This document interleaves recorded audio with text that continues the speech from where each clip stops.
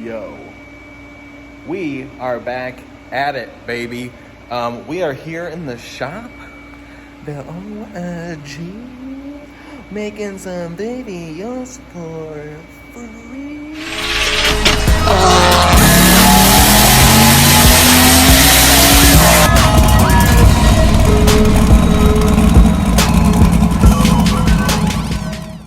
Okay, but seriously, I want to first off apologize for not posting videos as regularly as I could. I think when it comes to YouTube, I often overthink this stuff and I make it a lot more difficult and more complicated. So I'm just gonna try to simplify it.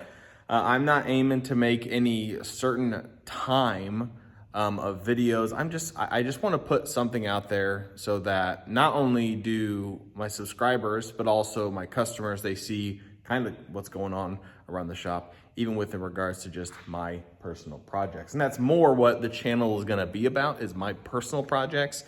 So with that said, we're going to talk about the goals of the channel, what project cars we have in the works currently for the channel itself, and what you'll expect to see on the channel. So we're gonna get right into it. Here we go. We are gonna talk about projects. Now, if you have followed me in my work really for any period of time, you would recognize this car. This is my younger brother's 2002 Subaru WRX. Now, this car has a pretty substantial relevance in the business itself. And this car is really why I am where I am today. But years ago, it's been when I started the business. So it's been 7 years. The motor was fine in the car. The 5-speed that was in it decided to take out, I think it was third or second gear. And so we talked about it. We're like, you know what? Let's go ahead and do a 6-speed swap. We'll do a Bill EJ25, and let's just go ahead, tear it apart, and we'll do it right. So we blew it all apart and started, buying parts here and there. And then it got to a point where we started evaluating what the goals of the car were, and it became clear that doing an EJ in it just wasn't in my brother's budget, one, and I understood that completely. So what we did is I found a donor car and we dropped an LS1 in it. This is actually a engine from a 2001 Camaro Z28. And yes, your eyes are not playing tricks with you. That is a LSA blower. So it is going to be a LSA blown T56 swapped car. We are pretty excited about that. Now, I have other projects. This car here, the red one, this is my 1998. This is my personal car. This is a 98 Firebird Formula. So it is a LS1 car as well, and it is a manual. So it is a T56 car also. I have a Ford 9-inch for the car. I've got some other parts that I will show here in a minute. But I bought this car a year and a half ago or so, and got it stupid cheap. I have a problem with that. Finding stuff way too cheap and buying it.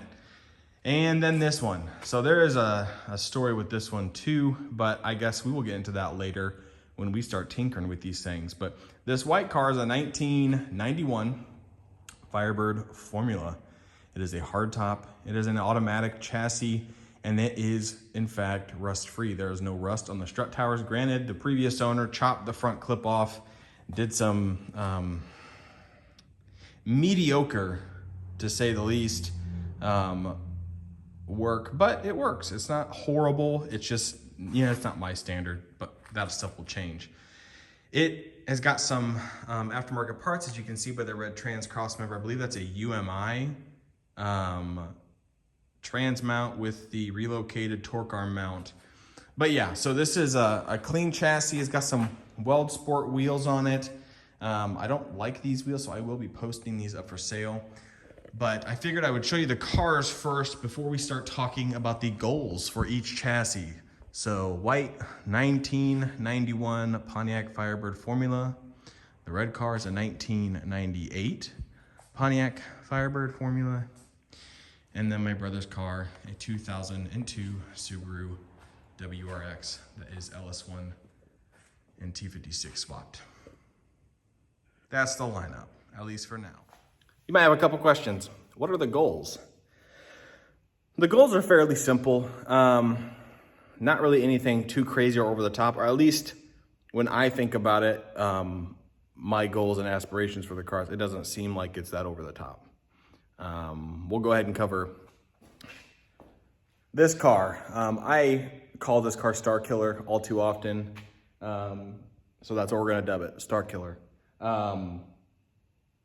Already kind of ran you through the old plans and how we got to here, how we got from point A to point B.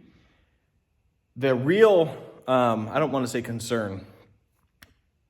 The one thing about this chassis is when you start doing an LS swap in these things, motor and transmission, that's a no-brainer. You know, that's fairly simple. It then becomes, well, how do we reliably get the power to the ground? Now, first off, you have to know something about my younger brother. He is not one to hop in like I and romp and like just beat the car to death. I am a clutch dump fool. I drive it like I stole it. So him, on the other hand, he'll baby this thing around. If it's gonna break, it's gonna break when I'm driving it. So we're just gonna leave the stock WRX rear diff in once we get the thing going. The plan, as you saw, is in fact an LS1, LSA blown, T56 swapped Subaru WRX. And what's stinking crazy is when we put this motor in this car, our goal was to try to get the motor as far back as we could. When you do that, the problem then becomes height. Because you can have the motor set kind of far forward, and the motor will sit kind of high, but you have plenty of ground clearance. The only problem then becomes hood clearance for the intakes setup and your cooling. We mangled the trans tunnel. We clearanced it with a sledgehammer, and we tried to get as much room as we possibly could. And maybe mangled isn't the right word, but we persuaded that trans tunnel to get that trans as far back as we could. We took and we shaved off bosses on the side of the transmission even to make it all fit as snug as we possibly could. So the shifter almost fit in the stock hole, like just almost. It was a little further back, which is good, but it sits right in the stock shifter and the center console. So that'll all look like a, you know, interior wise, it's gonna look like a stock WRX aside from the seat. Plans are to just rebuild that blower, which means tearing it apart, new bearings, new isolator on the front of it, resealing it up. I'll probably port the thing, clean it up, run the stock size pulley. We're just gonna run the F-body accessory drive, and then ICT Billet makes a kit that adapts so we can run that, that stock serpentine system. So that is the plan with that. Make like, I don't know, 500, 550, 8 pounds of boost. It'll be fun. The thing will rip. It'll be a stinking animal. So that is the plans of that car. Now, the red car I purchased kind of, I hate to say on a whim, because that's not correct. I found the car stupid cheap. I traded a guy plus cash for the car, and I got the car for $1,500. Running, driving, I drove it 2 hours back home. $1,500. Now the hood wasn't painted, and granted that paint, which is hilarious, is just Walmart, what is that? Rust-Oleum red. I just found a color that was really close and just sprayed it on there and clear coated it. Oh well, who cares, right? It's a car, I don't care. Anyways, so it did that, and it's kind of funny, these two cars, the reason I picked up that car, there's something in line with that. I mentioned that for this red car, I have a Ford 9-inch, and I do, it's on the way. But I had found one stupid cheap. So now we're gonna run kind of through parts and show what we have stockpiled for each one of these cars. So here we go. Okay, so you probably noticed all these parts over here. Well, first off, you'll probably recognize this here. This is a T56. I picked that up on Facebook Marketplace for the Red Firebird. Now, the reason I did that is the Red Firebirds isn't allowing 5th and 6th to go into gear, and I think that's because the synchronizer assembly or something is worn out. So the red car I had mentioned, I have a Ford 9-inch on the way for that car. And here's why. So that rear end right there, this dude, this Ford 9-inch, I bought on Facebook Marketplace. And originally I didn't have the 3rd gen. And so I bought it and I thought, okay, I could just put it in the car, get some drag wheels that are for the, correct back spacing, run it in the 4th gen, and then just run spacers on my daily wheels and tires. That was the plan. But then I found the white 91 Firebird, and I figured, well, might as well just use that for what it's intended, and a 3rd gen. So that's what I'm using that rear end for. And what's crazy is I picked that rear end up for $250. Yes, you heard me, $250. I literally bought 2 Barbies and I plucked 2 Barbie heads worth of doll hairs and went and picked that thing up. 250 doll hairs. And it came with axles. It came with the center diff. It came with the calipers and the rotors. Nuts. Here's the only thing though. The axles are 28 spline. Now, granted, I could run these and they would work, but with the Ford 9-inch that I got for the red car, I want to make the axles the same size. So if I wanted to switch between, diffs, like let's say if I do 410s in this, the one that's coming for the red car is a 390, then I'd at least have the ability to kind of swap parts out. So that's the plans with that rear end wise. The red car is going to be fairly simple.